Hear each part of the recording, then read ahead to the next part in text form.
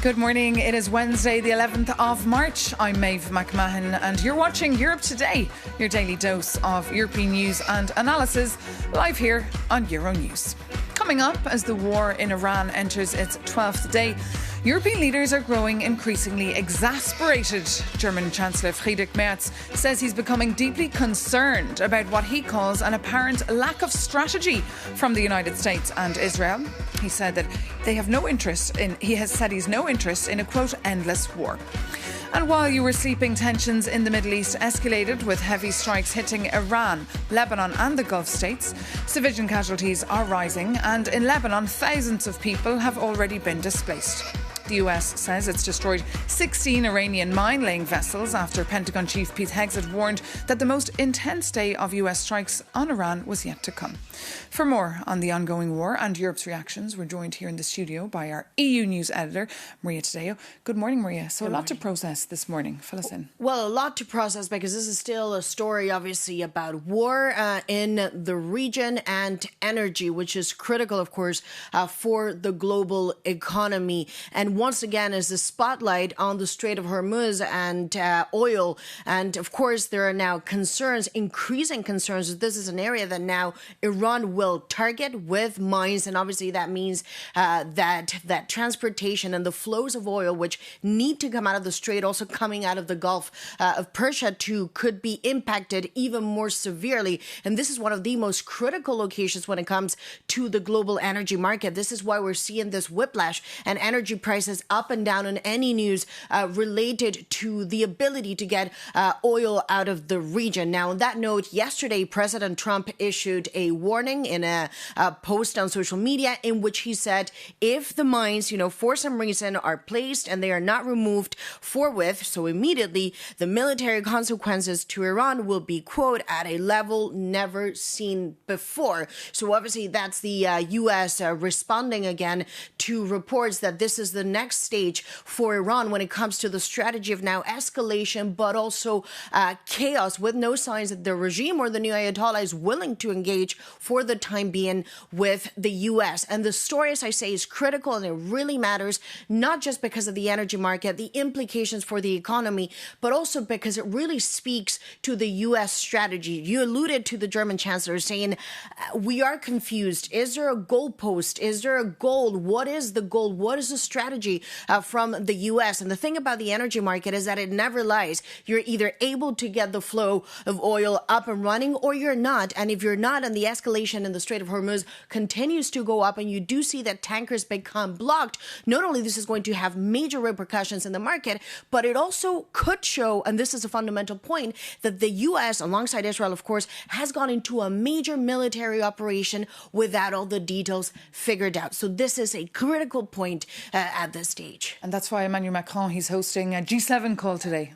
Yes, precisely. Of course, we've seen the G7 meet on the finance sphere with the ministers of finance. Then, of course, the energy ministers who met yesterday. But today, this is a meeting that is going to take place at 3 p.m. Paris time. It is hosted by the French and Emmanuel Macron because the French hold the presidency. And, of course, President Trump is going to participate. Now, sources close to the Elysee say that the goal of this meeting is to take stock of the geoeconomic repercussions of this war, and in particular, when it comes to energy. Obviously, there's been a lot of debate around the idea of releasing strategic oil reserves to really deal with the issues in the energy market. Although I speak to many analysts who say the issue is not the stocking, really. The oil is there. The issue is the transportation and the impact on prices. And then to that extent, however, we also have to keep an eye today on the International Energy Agency because overnight reports that they could also release and make the biggest single day release of oil, even surpassing the 182 million barrels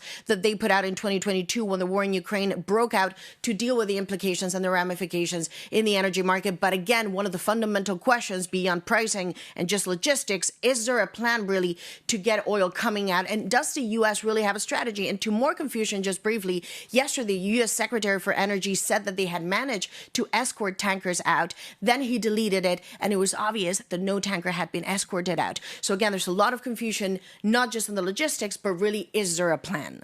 And of course, you had the opportunity to speak to the European Commissioner for Energy, Dan Jorgensen. He was in Strasbourg yesterday. We can take a look now at that interview, Maria. This is, of course, a very serious situation. It is not as bad as in February 22 when Russia attacked Ukraine. At that time, we were more dependent on one single source of our energy, and it was fossil, it was gas from Russia. Now we are better situated to deal with the situation. But still, when the world market prices go up, it is a problem for us, which shows us one thing very clearly, that is, let's get rid of the dependency of fossil fuels. Let's have more homegrown clean energy. And of course, the G7 has been holding meetings. There's a lot of speculation about a release of strategic reserves. Is that something that you think would be helpful at this stage? It is something that can become relevant. It would help keep the prices down. We are not in a situation where we have security of supply issues in Europe right now. But of course, the question of the prices are extremely important for our citizens and our industries. And we also need to be working in solidarity with our partners in the International Energy Agency network. So is there going to be a release of these assets, or is it something that at this point there's consensus is a good idea, but not a date? What would trigger it? That is too early to say. We are in the process of analyzing this, but of course it can happen. And of course, your job is to ensure energy security for the European Union. You say this is different to the Russian invasion, but there is a question of pricing. What measures in the short term can you put forward to deal with the escalation in prices? Of course, there is a very clear concern for us that the prices are too high for our citizens and our industry. That's also why today we've put forward several different measures, both some that has the aim to help our long-term transition, but also some that can work short-term. For instance, we've sent a very clear signal to the member states of the Union. We recommend that you lower the taxes on electricity. That would make it easier for your industry to compete. It'll make it easier for your citizens to pay their bills, and it'll be good for the green transition. And you can do that tomorrow. It's not something where you have to wait for a new legislative proposal to be put forward for long negotiations and so forth. It can be done short term. And is that the maximum that you contemplate, or is there more things that you could put on the table if the situation deteriorates? There's definitely more things that can be put on the table.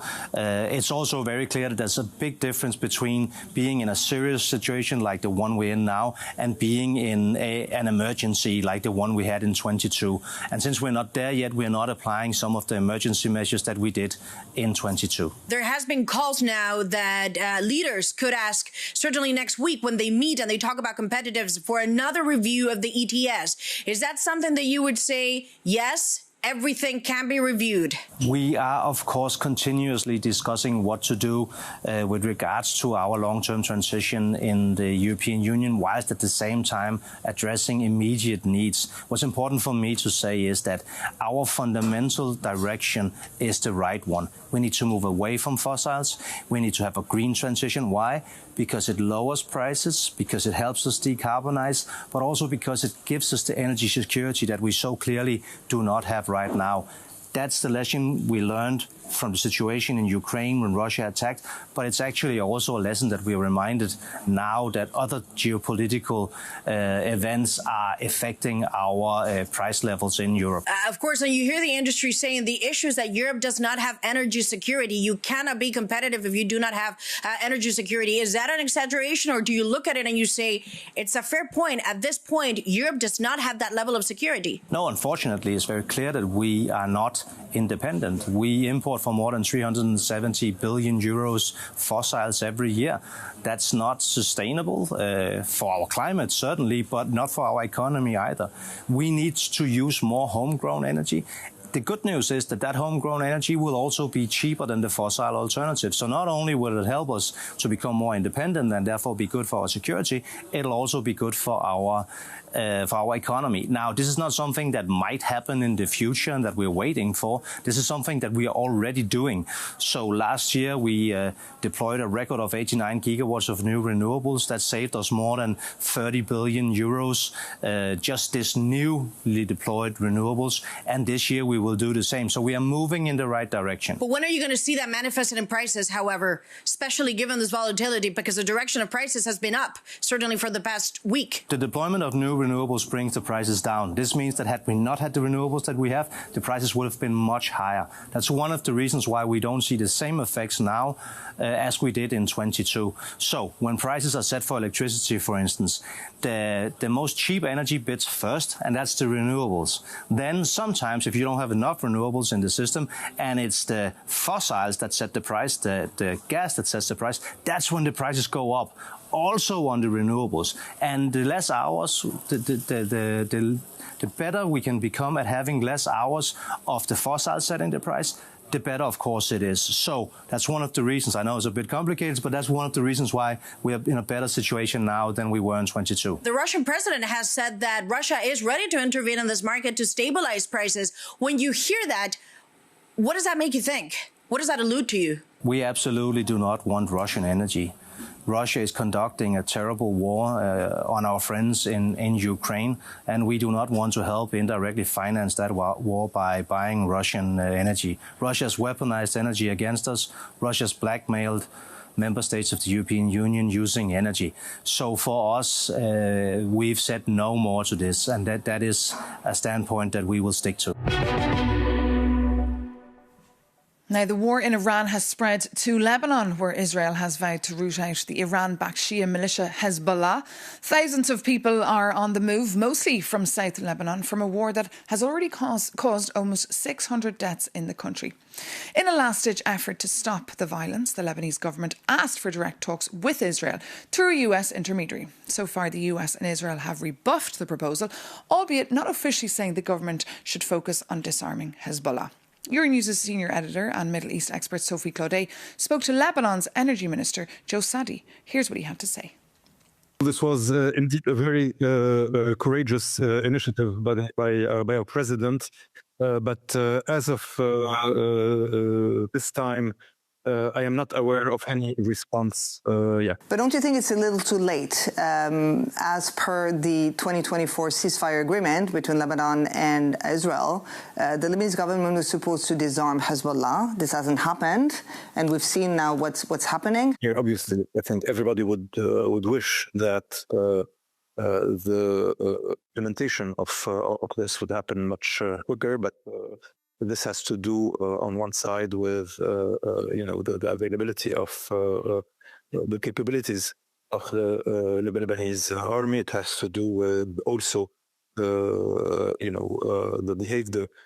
behavior of Israel during that whole period. But does the army have even the capabilities of disarming Hezbollah, which is a state within the states? Based on what I'm no military expert, but based on what the army says, they do not have all the capabilities they need to do this by their own account, which is why, if you remember, there was a plan to do it in multiple phases. Prime Minister Netanyahu has been very clear in his will to completely root out Hezbollah. And I may remind our viewers that Hezbollah is not only a military faction, it's also a political and social movement that is deeply rooted in Lebanon. Do you think that Israel can root out Hezbollah? The military side of Hezbollah has now been declared illegal by our government. The political and Prime Minister did say that if Hezbollah was to mutate purely as a political party, then he would have no problem with it. But I understand the Lebanese authorities can live with Hezbollah being a political social movement, but Israel is increasingly showing signs that it cannot. And Hezbollah is an ideology. How can you defeat an ideology? The way forward is to show what the state can do, deliver, basic goods and services, on all fronts, health, social, education, etc. But for the state to be able to deliver this, it needs financial, needs political willingness, which I think it has, but it also needs financial means.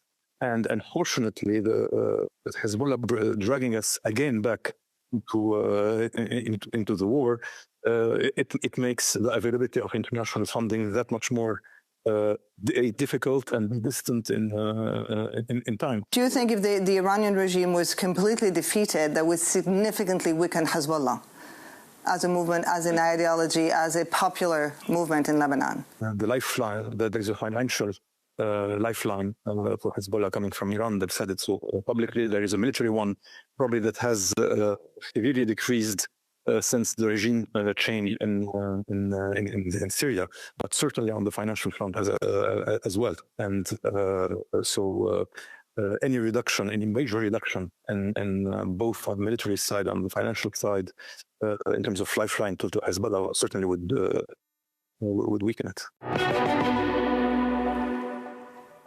And with the situation in the Middle East getting worse and thousands now internally displaced, with some stadiums even turned into shelters, the EU Agency for Asylum is preparing for potential humanitarian crisis. Our Jakobianis reports. War. War never changes. But while the news cycle obsesses over tactical maps, your reporter is looking at the people. President Trump has called the conflict a short-term excursion. But if he's wrong, Europe could deal with a refugee crisis of an unprecedented magnitude. And history shows that when a home becomes a battlefield, people move towards safety and existing ties. So where could they go? Currently, roughly 4 million Iranians live abroad, and most of them migrated during or after the 1979 revolution. In Europe, Germany leads with over 300,000 people, followed by the UK and Sweden, with each hosting around 100,000. In 2025, only 8,000 Iranians sought asylum in Europe, which is less than 1% of all applications. But with a population of 90 million, the EU Asylum Agency warns that even partial instability could trigger a massive refugee crisis. However, the agency also calls this scenario highly speculative, stressing it is too early for firm predictions. But you should know this isn't only about Iran, it is about the whole region. Iran is already one of the world's largest refugee hosts, a home to over 1.5 million of them and many more with an undocumented status. Most of refugees come from Afghanistan and Iraq and are now caught in just another war zone. And the ripple effect is spreading. According to the International Organization for Migration, over 660,000 people have been displaced in Lebanon because of the conflict. And right now, no one knows yet how or when the war will end. But for Europe, it seems that the consequences are no longer distant.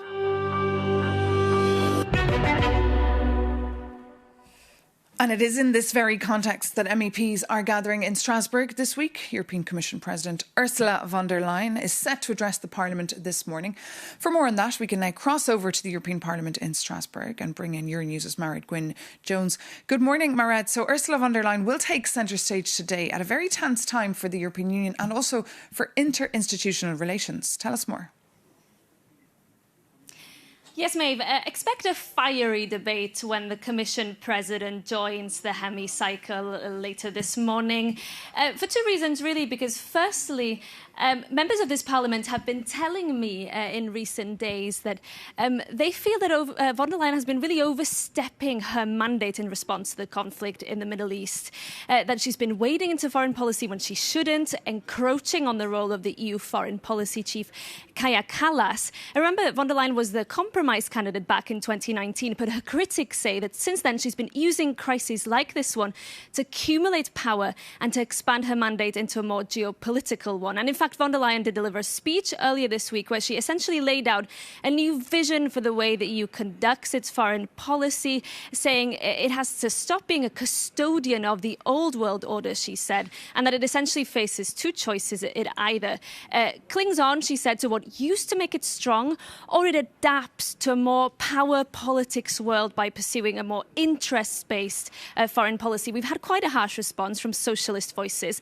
The European Council President, Antonio Costa, saying yesterday that the EU still needs to be a standard bearer. Also, the Vice President of the Commission, Teresa Ribera, another socialist voice, saying yesterday in response to von der Leyen's speech, she said it was not the most adequate manner to express herself, but yes, she is fully committed, of course, course, to the international order. We've also seen a response from the Spanish government saying that the EU has to uphold the rules-based order. So, Maeve, I think we can expect these tensions to really play out when von der Leyen addresses the hemicycle this morning.